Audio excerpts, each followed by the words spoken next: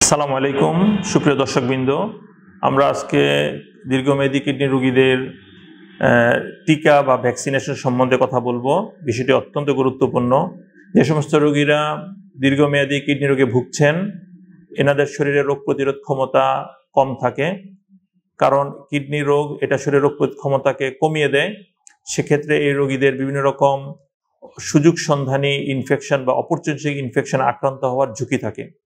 এই জন্য এই রোগীরা অনেক সময় দেখা যাচ্ছে যে কিডনি রোগে হয়তো তার কিছুই হলো না, কিন্তু বড় ধরনের নিউমোনিয়া হয়ে রোগীরা আইসিইউতে যে ভর্তি হয়। তো সেক্ষেত্রে এই ধরনের চিকিৎসা ব্যয়ভার যেমন বেড়ে যায়, অনেক ক্ষেত্রে ওনারা আইসিইউ থেকে জীবিত ফেরতও আসতে পারেন না। কাজেই এই ধরনের কিডনি রোগীদের ভ্যাকসিনেশনের বিষয়টা অত্যন্ত গুরুত্বের সাথে বিবেচনা করা উচিত। সাধারণত ভ্যাকসিন তো আসলে অনেক ভ্যাকসিনই আছে, কিন্তু কিডনি রোগীদের জন্য বেশি গুরুত্বপূর্ণ ভ্যাকসিন হচ্ছে ইনফ্লুয়েঞ্জা ভ্যাকসিন। ইনফ্লুয়েঞ্জা ভ্যাকসিন এটা একটা ভাইরাল ভ্যাকসিন এবং এই ভ্যাকসিন প্রতি বছর দেওয়া প্রয়োজন। এরপর হচ্ছে নিউমোনিয়ার ভ্যাকসিন। নিউমোনিয়ার যে নিউমোকক্কাসের এগেনস্টে যে ভ্যাকসিন, এটা 23 ভ্যালেন্সির যে ভ্যাকসিন, এটা প্রতি 5 বছর পর পর একবার করে দেওয়া উচিত। তারপর করোনা ভ্যাকসিন তো সরকারিভাবে দেওয়া হয়ে গেছে। এবং সর্বশেষ হচ্ছে হেপাটাইটিস বি ভাইরাসের ভ্যাকসিন। হেপাটাইটিস বি ভাইরাসের ভ্যাকসিন সাধারণত কিডনি রোগের শুরুতে যদি দেওয়া না হয়, অন্তত যখন জিএফআর 30 হয়ে যায় বা তার চেয়ে কম হয়, তখন অবশ্যই কিডনি বি ভাইরাসের ভ্যাকসিন দিয়ে নেওয়া উচিত। এমনিতেই যারা আমরা সুস্থ আছি, আমাদের সবারই বি ভাইরাসের ভ্যাকসিন দেওয়া উচিত।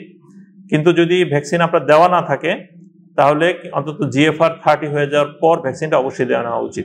কিডনি রোগীদের এই ভ্যাকসিন দেওয়ার একটা বিশেষ নিয়ম আছে, সেটা হচ্ছে যদি কিডনি রোগীদের রোগ একদম প্রাথমিক পর্যায়ে থাকে, জিএফআর 60-এর বেশি থাকে, তাহলে বি ভাইরাসের ভ্যাকসিন সাধারণত সিঙ্গেল ডোজ একটা করে দিলেই হবে। প্রথম 0, 1, 2 এবং 12 মান্থ, অর্থাৎ বছরে মোট 4টা ডোজ।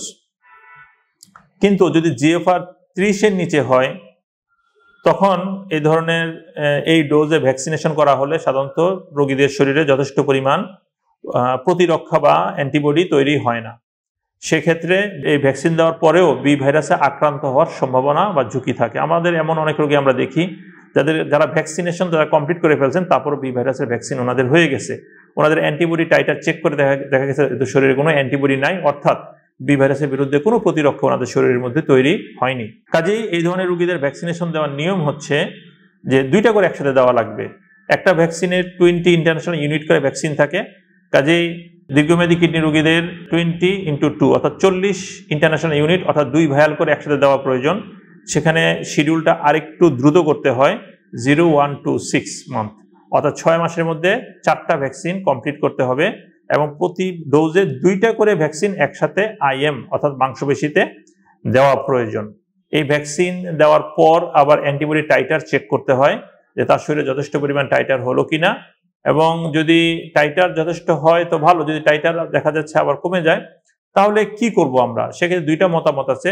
একটা হচ্ছে যে আমরা বুস্টারিং করব, অর্থাৎ আবার আমরা 2টা ভ্যাকসিন দিব। আরেকটা হচ্ছে রিভ্যাকসিনেশন, অর্থাৎ আমরা নতুন করে আবার আগের শিডিউলেই 2টা করে ভ্যাকসিন মোট 4 বার দিব আমরা, 0, 1, 2, 6 এই ডোজে দিব আমরা। খুব বেশি বিতর্কে না গিয়ে আমরা এটাই বলতে পারি যে আমরা ভ্যাকসিনেশন করব এবং আমরা অ্যান্টিবডি টাইটার চেক করব।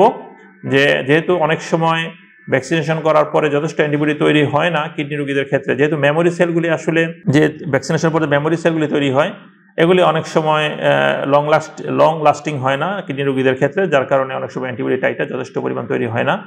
কাজেই এই রোগীদের ভ্যাকসিনেশন করার পরেও মাঝে মাঝে অ্যান্টিবডি টাইটার চেক করা দরকার। বিশেষ করে এই ধরনের রোগীরা যখন ট্রান্সপ্ল্যান্টে যাবেন, তখন ট্রান্সপ্ল্যান্টে যাওয়ার 1 থেকে 2 মাস আগে সমস্ত ভ্যাকসিনেশন কমপ্লিট করে ফেলা দরকার।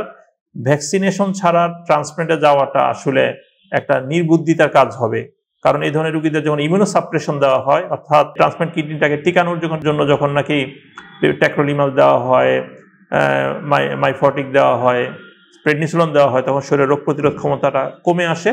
তো নানা ধরনের ইনফেকশন হতে পারে, দেখা যাচ্ছে যে ইনফেকশন হয়েই রোগীর সার্বিক অবস্থা অবনতি হতে পারে। কাজেই কিডনি রোগীদের ক্ষেত্রে উনি ট্রান্সপ্ল্যান্টে যান বা না যান, ওনার ক্ষেত্রে কিডনি রোগীদের ক্ষেত্রে অবশ্যই ভ্যাকসিনেশন একটা গুরুত্বপূর্ণ বিষয়। ভিডিওটি দেখার জন্য সবাইকে অসংখ্য ধন্যবাদ।